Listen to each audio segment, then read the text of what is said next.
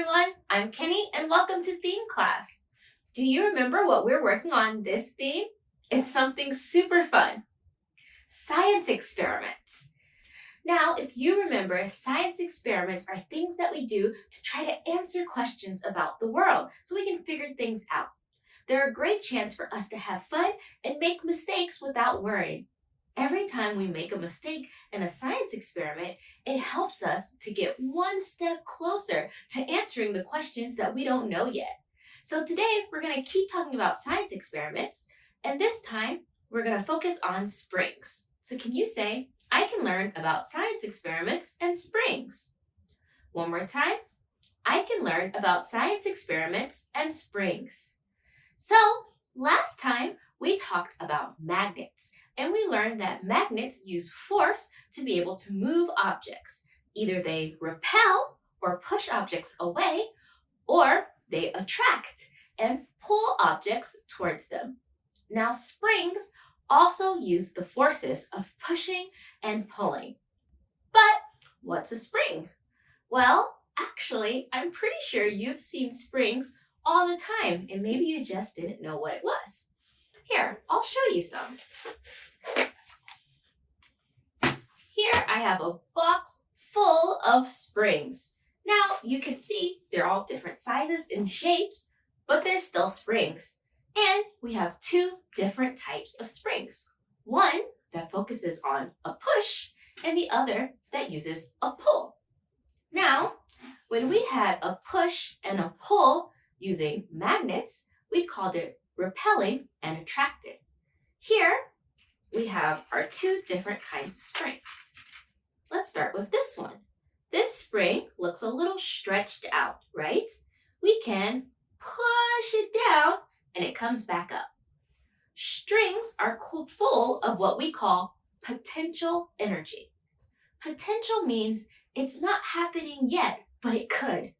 Right now, there's so much energy inside this spring. It just wants to go. But until a force happens, it can't. So if I push it down, then it can bounce back up, full of energy. Pushing down on a spring is called compression. This is a compression spring, meaning that it's a spring made to be pushed down. Now, I also have this kind of spring, where we can see that this spring is all stretched out. This one is very tight together. This kind of spring, we have to pull to release its energy. We can see here, it's not moving, but if I pull it, it's so strong. So this is called an extension spring. When we pull a spring, we're extending. Extension. Remember, push, compression, pull, extension. So this kind of string is sometimes used to weigh things or to see how strong something is. So there are springs in so many things we use. Some are little small springs like this, and others are really big springs. Can you think of an example of where we might see a spring? Well, do you know what this is? It's a pen. And if you ever looked closely in a pen or took a pen apart, you can see that there's a spring inside. The spring is what gets the pen's ink and the cartridge to go down outside of the pen. If it's not one that has the top off, we don't want the ink to dry up, right? So the spring lets it go down and back up because it is a compression spring. That means even when it goes down, it can come right back up in the same spot. That's because springs are elastic. Elastic means that when you push it or pull it, it goes back into its same shape. Now, if you see, this is a compression spring inside of our pen because we push it down, and then when we release the energy, it pops back up. There are also toys that use springs, sometimes wind-up toys or things like that. A really cool spring toy is this one. Have you ever seen it before? It's called a slinky. It can move in cool ways. It can even travel downstairs or down a ramp. This is an extension spring because we're pulling it out. And look at how far it can go. Pretty springy. All right. So we use springs for lots of things. Like I said, because they can change shape and then go back to their regular shape. But there is something called an elastic limit. And that's how far a string can be pulled before it doesn't go back to its original shape. So for example, let's look at this spring. I can pull it a little and I can push it and it stays the same. But if I were to pull it very hard, now it doesn't go back to its shape anymore. The elasticity is broken. It's reached its elastic limit. So this spring can't be used anymore. So sometimes it's interesting to see what's the elastic limit of a spring. Can you think of something else that we can pull and let go and it goes back? Well, I think I have one right here. A hair tie. While a hair tie isn't exactly a spring, it does have the same properties as a spring. So we put them in the same category. See? I can pull it and it goes back to the same shape. This is also extension.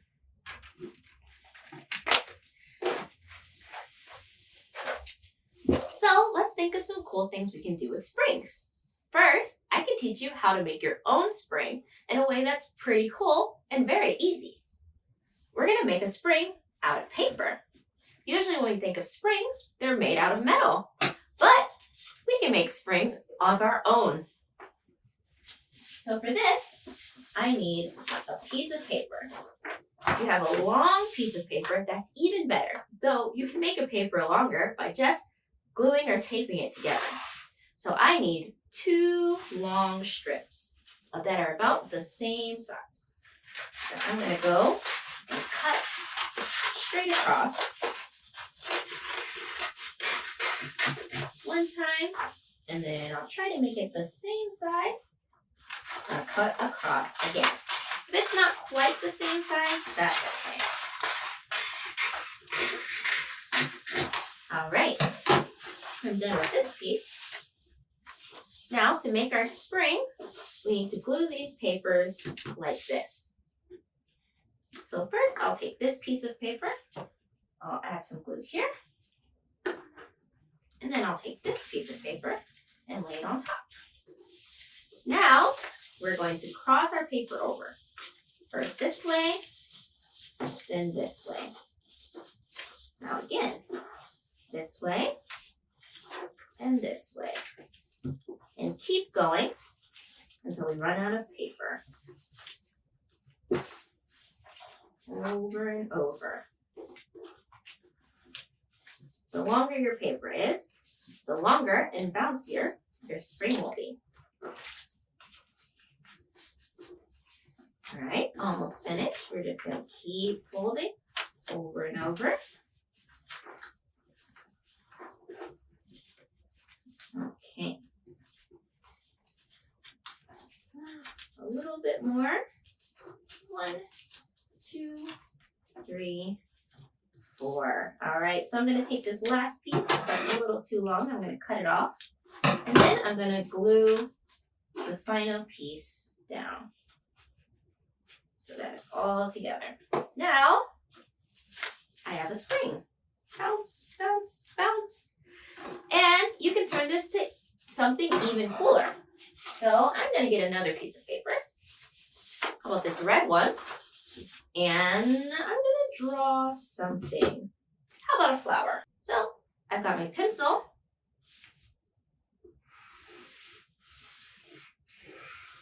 And I'm going to draw a flower. And then I'll cut it out.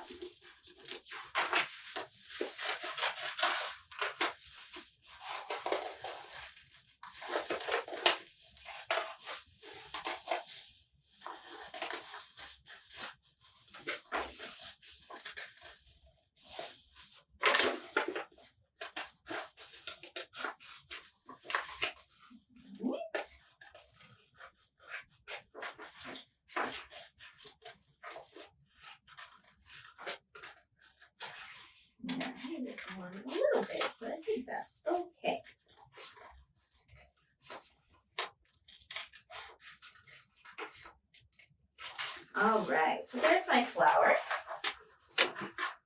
I'm going to draw a circle in the middle. And then I'm going to take my spring and glue the flower on top, just like that. Now, it's like a springy flower. And I can make a card. If I were to make a card with my paper folded in half, does it fit? Oh, I think so. Maybe just a little bit big.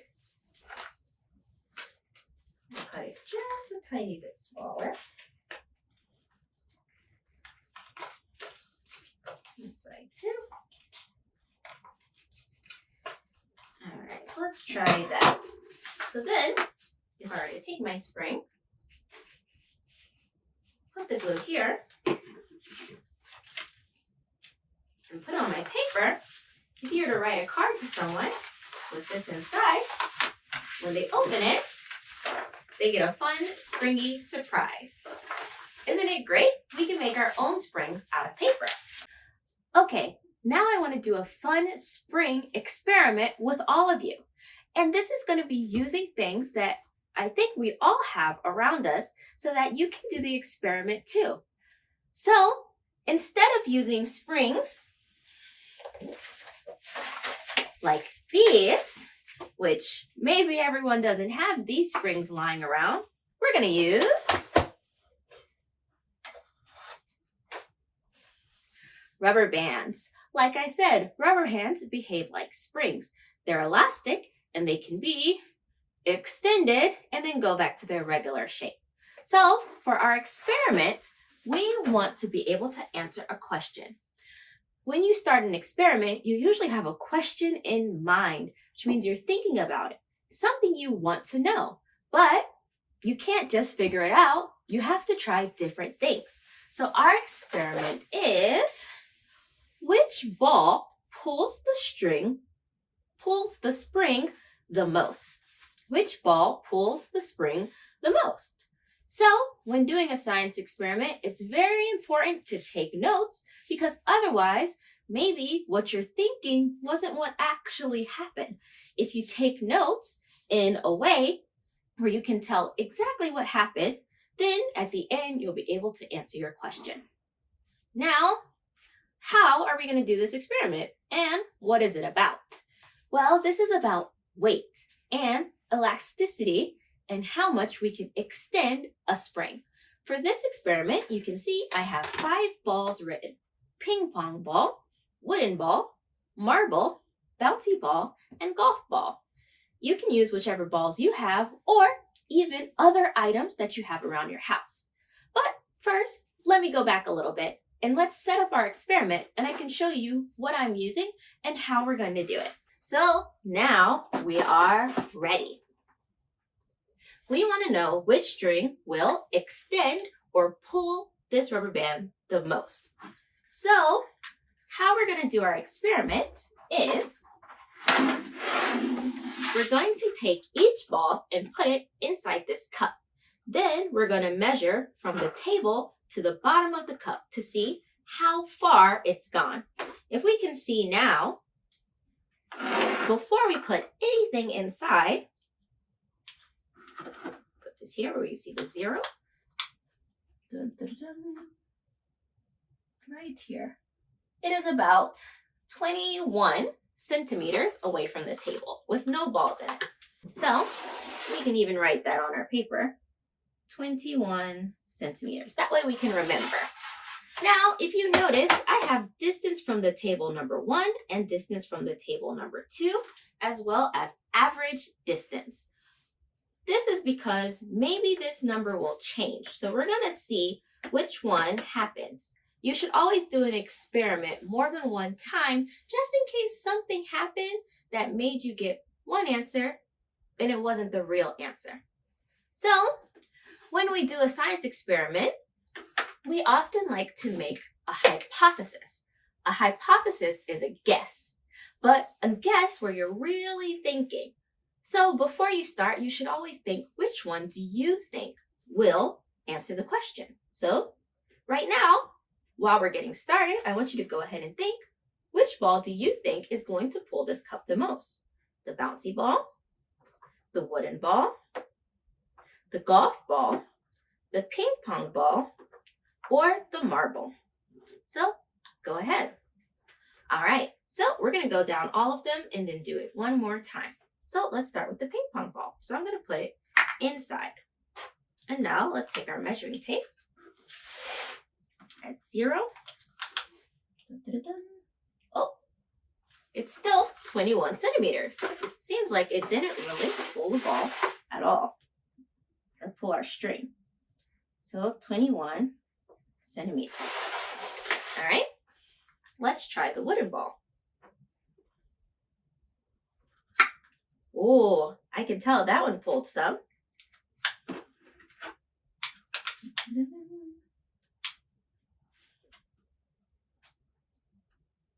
Here, 19 centimeters. Now you might say, hey, it pulled more, but the number got smaller. That's because we're measuring how far from the table it is. So the closer to the table, the more it pulled. So the wooden ball pulled 2 centimeters more than the ping pong ball. Let's try the marble. Did it move or did it bounce right back? Dun, dun, dun, dun. Oh, looks like that's also about, oh, stop moving, please. Oh, right about 20 centimeters.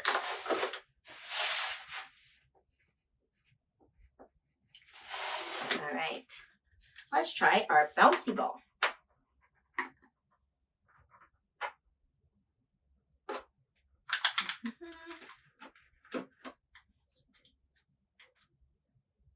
Bouncy ball looks like,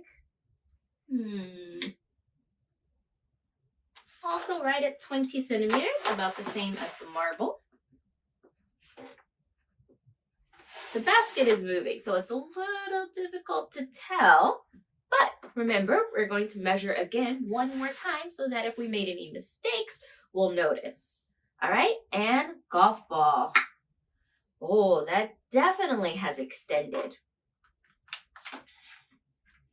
All right, so let's put our 0 on the table and go up, up, up, up, up. Oh, that one looks about 18 centimeters. All right, now let's measure again. Ping pong ball.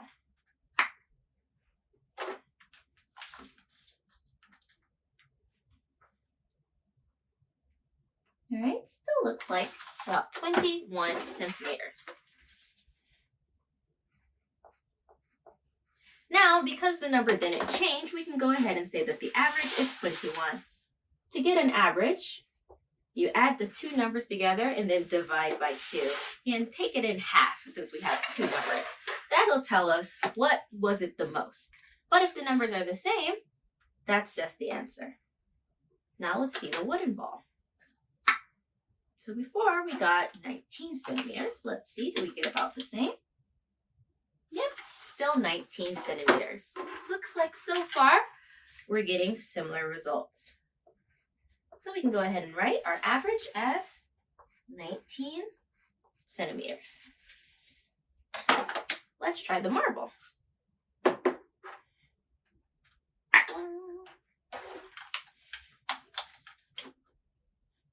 Marble looks like 20 centimeters.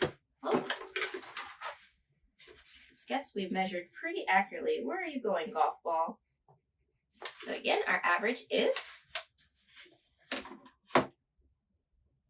20 centimeters. All right, 2 more balls. Let's try the bouncy ball. Dun, dun, dun.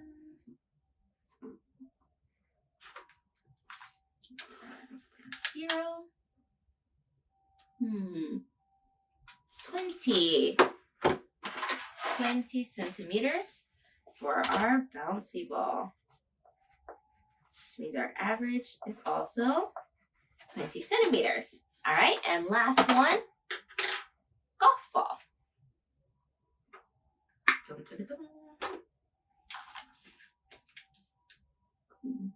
is, yep, still 18 centimeters.